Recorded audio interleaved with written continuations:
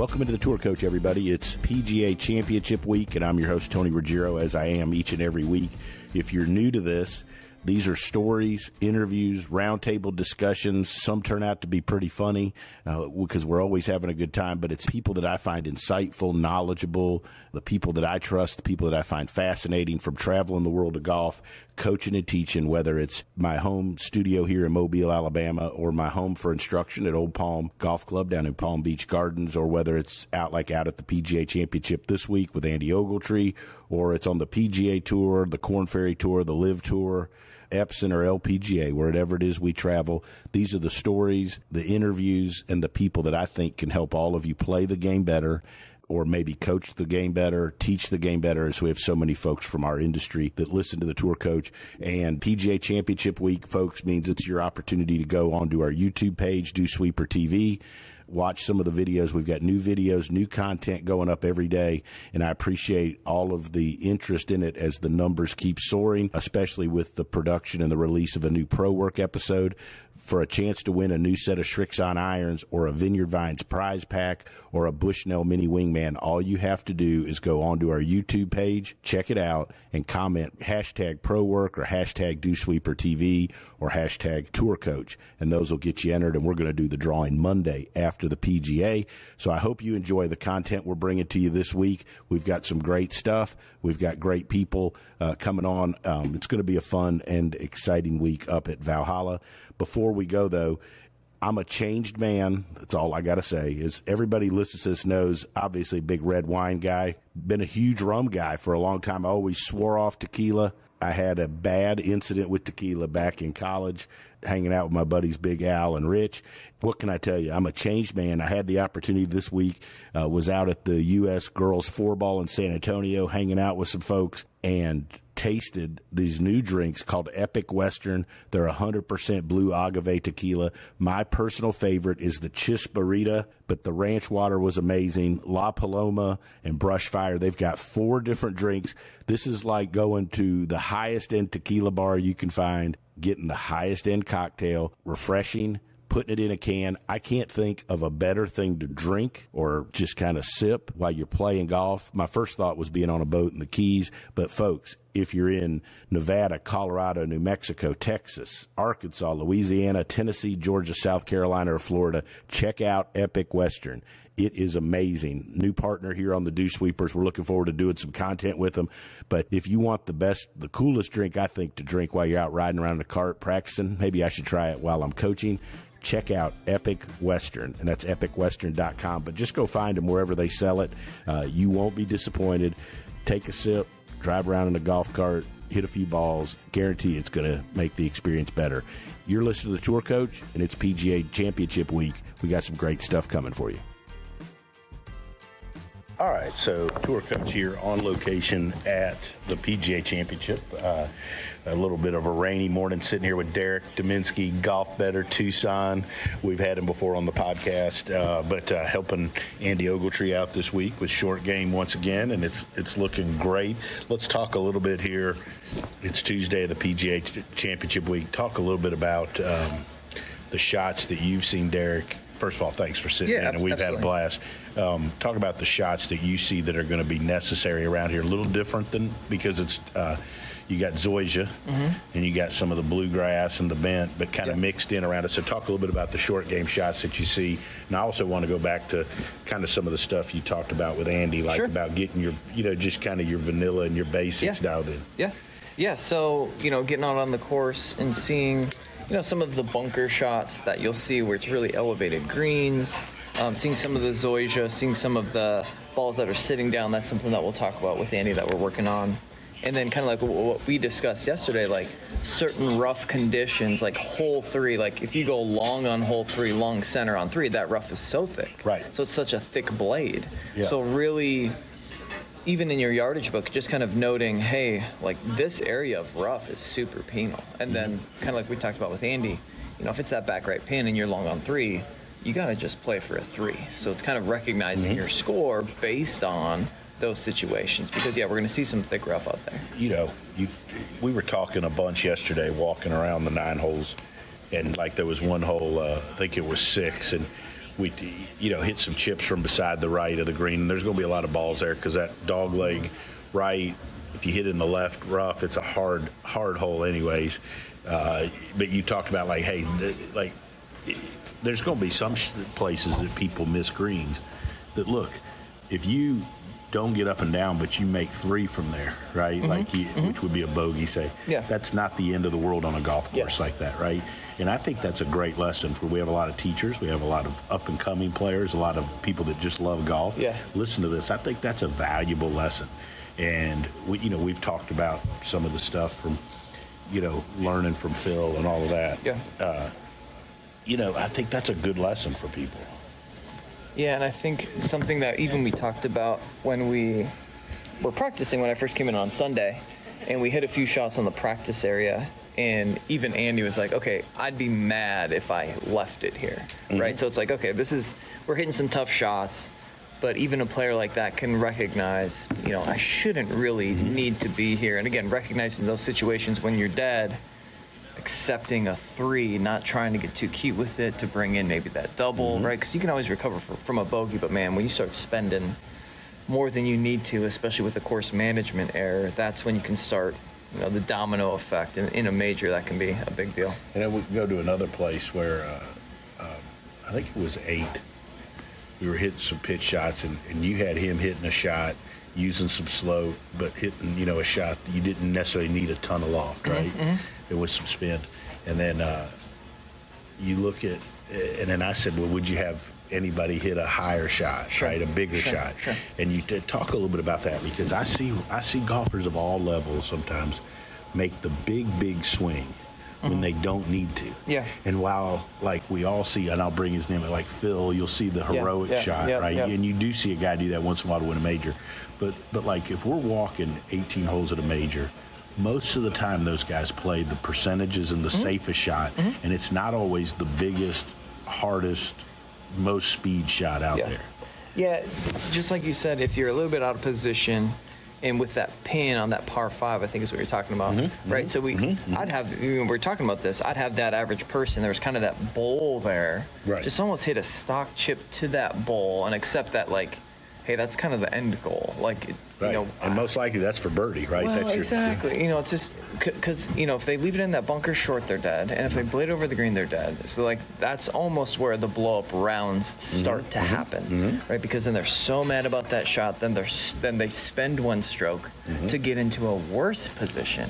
I mean, at that point, they can almost just chip to the front of the green and or putt to the front of the green if they feel comfortable there. So it's not fun to do.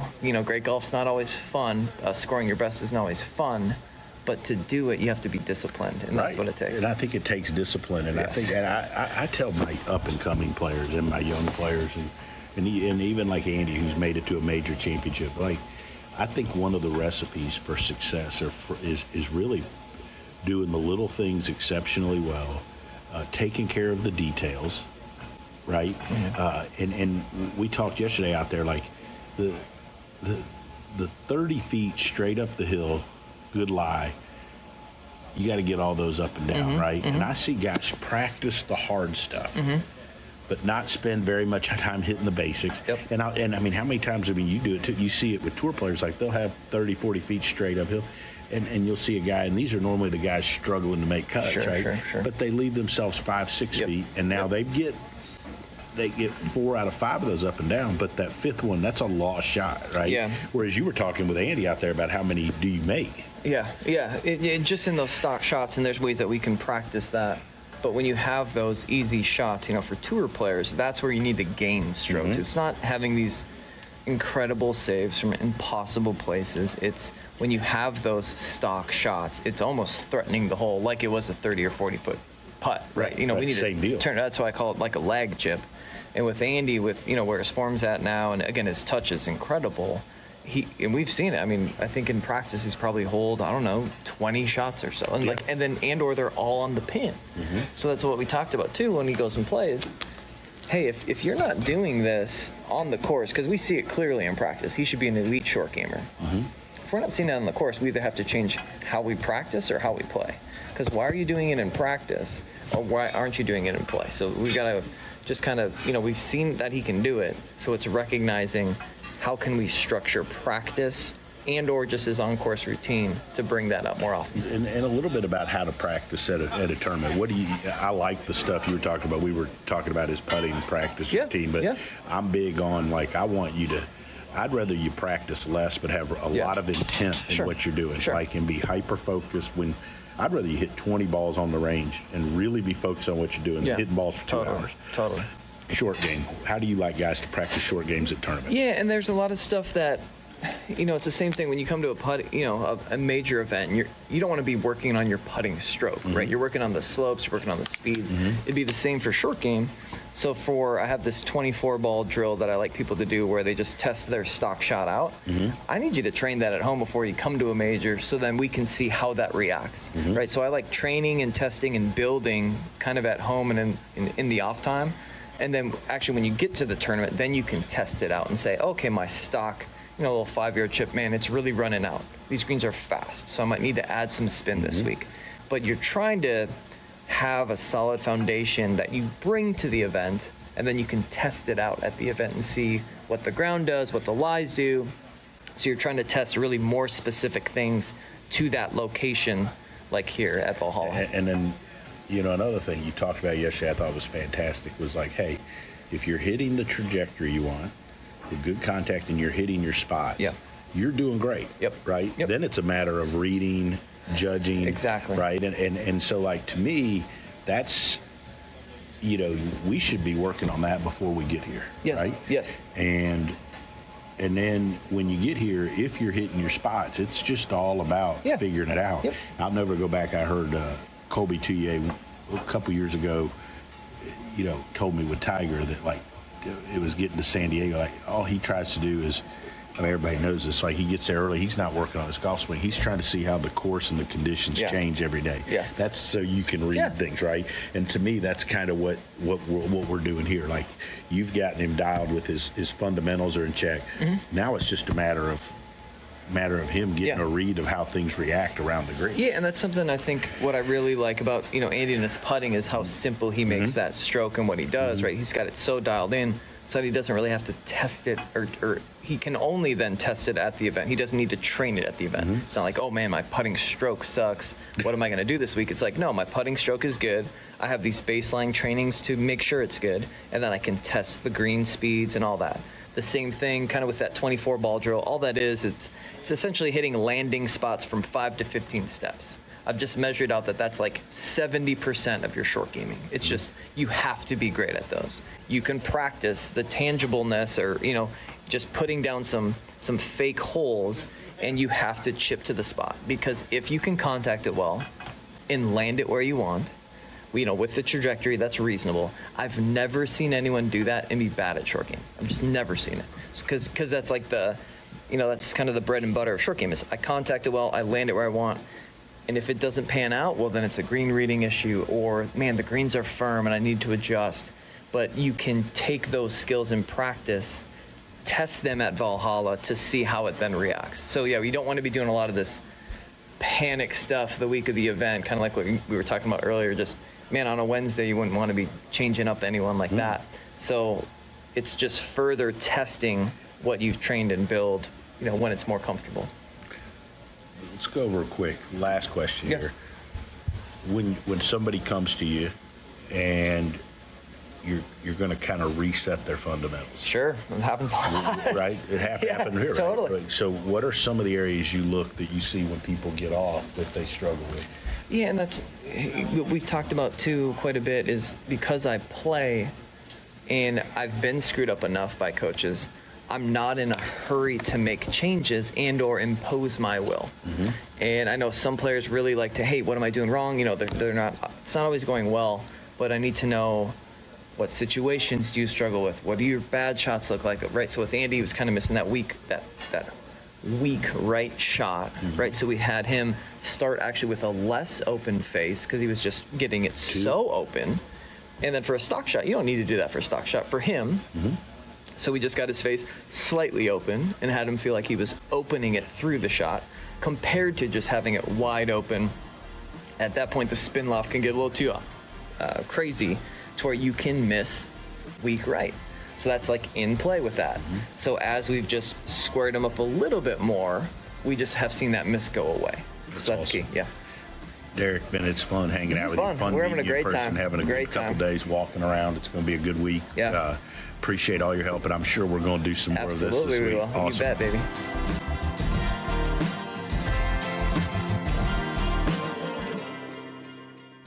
Hi, this is Tony Ruggiero. And look, recently, several teachers I know and several players have had some scares with skin cancer. In fact, I recently went and saw a dermatologist here in town, and I had a couple things frozen off, eyelid, my face, my earlobe, and not getting any younger. And I know it's getting to that time of the season where it's cooler, but look, being in the sun is a real deal, and I've not been very good, to be totally honest, my whole career at using it at all, because I didn't like how greasy it was, how hard it was to get off your hands, how it clogged up my pores. And then I found this sunscreen, Visor Skincare. It's clear, it goes on, it doesn't dry you out, it isn't greasy, it's like you didn't put anything on. By far, it's the best sunscreen I've ever used. Without a doubt, is the easiest to use. And we've got a discount code for all of you. All you have to do is go to visorskincare.com, is use our code word DewSweeper. visorskincare.com, code word DewSweeper. I just want to remind everybody something that I forgot. Recently, a couple weeks ago, my wife and I went out. We went to a wedding, and afterwards with some friends, we were like, hey, where's a great place to go? I'll be honest, like in my travels and day-to-day, sometimes I get caught up and I forget some of the great places right around the corner. But I got to remind you about the Icebox Bar on 755 Monroe Street.